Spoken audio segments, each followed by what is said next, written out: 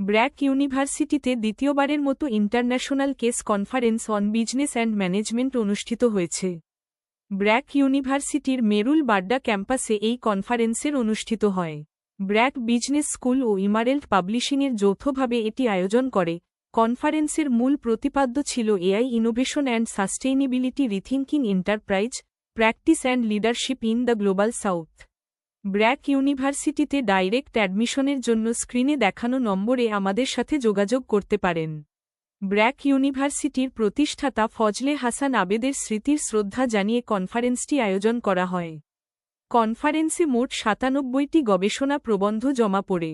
এর মধ্যে ৬৯টি প্রবন্ধ প্রকাশের জন্য নির্বাচিত হয়, যা একটি প্যারালাল সেশনে উপস্থাপন করা হয়। নির্বাচিত প্রবন্ধগুলোর অ্যাবস্ট্রাক্ট নিয়ে একটি প্রসিডিং প্রকাশ করা হয়েছে। দেশ ও বিদেশের শিক্ষক, গবেষক, শিক্ষার্থী এবং বিভিন্ন পেশার প্রতিনিধিরা এখানে অংশগ্রহণ করেন।